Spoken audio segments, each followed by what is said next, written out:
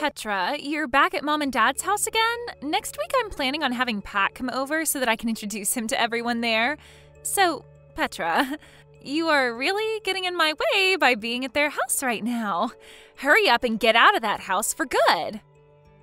And I am trying. I would really like to be out of this house as soon as possible right now, and I'm planning on being gone soon.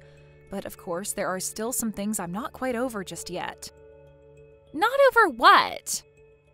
This isn't just about the fact that you went and stole my fiance from me like that, but the fact that you went and made it sound like I was the one trying to steal him from you all this time.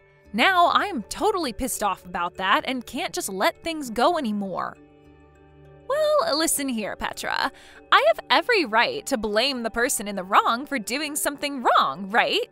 You tried to steal Pat from me, you freak! Lacey, your English is getting worse day by day. And your head is getting worse day by day, you idiot! You really do have to get over all this. It was Pat that started to like me more than you, so there's nothing you can do to fight that, okay? Also, Pat's already told me he's never going to marry you now since you tried to steal him away from my arms. So this isn't all just you saying that I'm the one who was trying to steal Pat from you? He himself is lying about what happened to paint me is the problem. This is just like that time you threw yourself down the stairs and then started blaming me for pushing you, even though I was in the kitchen on the first floor of our house. But you did push me, and I'll have you know that I sprained my ankle really badly because of that. And that's on you for being a complete imbecile and falling down the stairs. You were just lucky that Mom and Dad weren't home to see it, making them believe you when you showed them the sprain and blamed me. There were already some red flags being raised after both Mom and Dad believed what you were saying over me when you had no evidence. But are you kidding me? Now you've gotten Pat playing along with your lies and are blaming me once again for something I have never done? Well, I also told him about what you did to me then as well, and he told me he never thought of you as such a bully, and that's why he ended up falling in love with me. And now that he loves me so much that he wants to marry me, he's never going to doubt that moment again, and will always play along with my lies. See, now that you've even heard it from me, you get it, right? You don't have any friends in this family anymore, so hurry up and get out of Mom and Dad's house for me. Make sure to never come back around us again. All right then, I guess this is it for me then. I'm changing my plans. I'm going to leave this house today. Thank God. After seeing how you've acted, even now while we've texted, I finally understand it all. Everyone in this house will only believe what you tell them, no matter how frickin' insane and baseless it is. Which must mean that both Mom and Dad are completely nuts. Huh? What the heck did you just say? Are you stupid? I don't really care anymore about what I say. I'm already on my way out of this house now, so I feel that I can say whatever I want about you guys because I'll never see any one of you again, right? I'm going to start packing all my things up now, so leave me alone. Hey, you still aren't out of the house yet? I've just finished up talking with a realtor about signing a lease for an apartment and planning out how I'm going to move all my things there. Well, who cares about that? All of the things you have are worthless to the rest of us, so they can just all go in the trash. Just throw it all in the back of your car or something and get lost. Anything you can't fit, we'll gladly throw away for you. You're right, actually. I'm only gathering the most valuable things to me, and the rest I'll be getting rid of. But it's not like I have much left anyway, because there was always someone going into my room and always stealing my things from me without ever asking. Huh?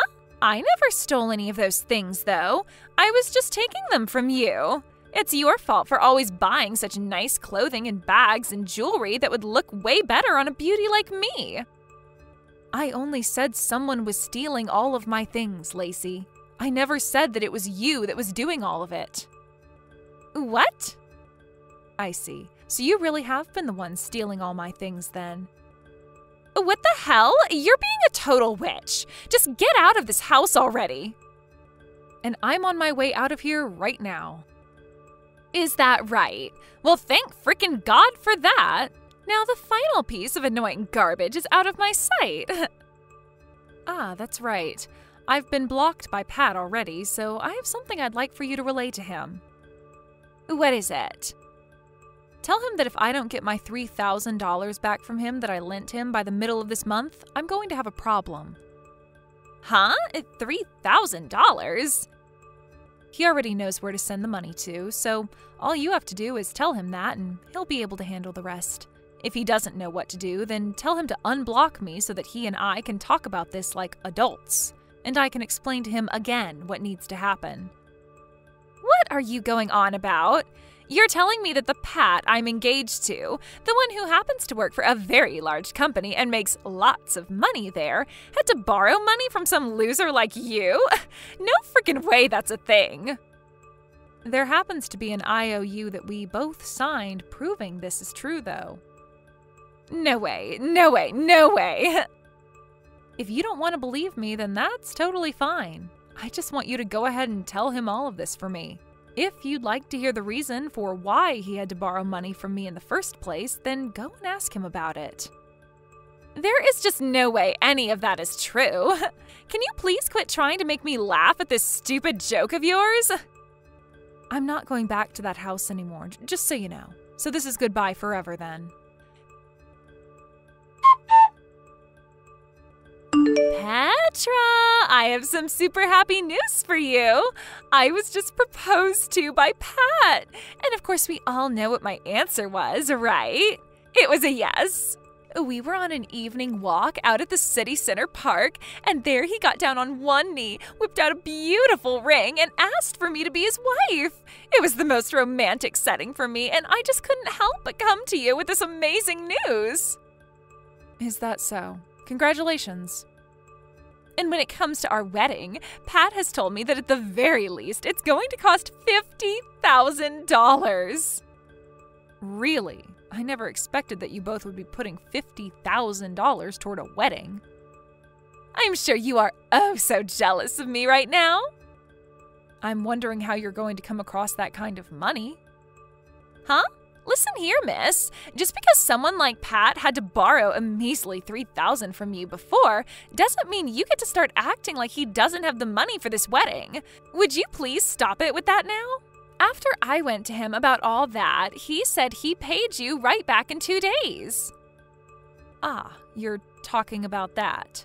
I'm very thankful that you were able to go to him and relay what I wanted you to say without screwing it all up or forgetting about it. Thank you.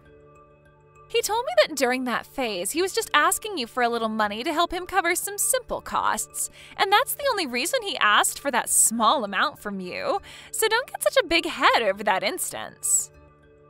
That's not what I was planning for you to think when I thought about your guys' financial situation. So, was the only reason for you coming back to me after months of no communication whatsoever just for you to brag to me about how you were able to say yes to his proposal? Huh? I'm just thinking that none of this has to do with you wanting to invite me to that wedding or anything you just spoke of. Of course I'm going to invite you to it. I wasn't just going to start the conversation with me telling you the date and location of the wedding. I had to lead into that by telling you what good news I had and about how the wedding will be. You don't have to tell me about all of that stuff, all right? I don't plan on coming anyway. We'll see about that. So is that all you wanted from me then? Huh? I really want to get back to work now. Wait, today is a holiday, you idiot. You think I'm going to believe that you still have to work? You must really be in need of money right now if you're having to work during a holiday. I happened to change my career, and that ended up with me having to change my schedule around, where I only have to work on the weekends and sometimes on holidays and during the week. What? You changed your job? And because of me changing my career and job, I am now making a whole lot more money than I was before. What? Really? So? Huh? I don't think you have anything else to say to me then, so I'll be getting back to work now.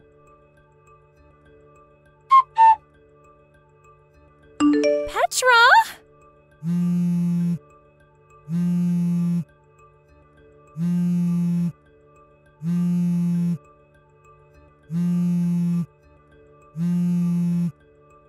Petra, please!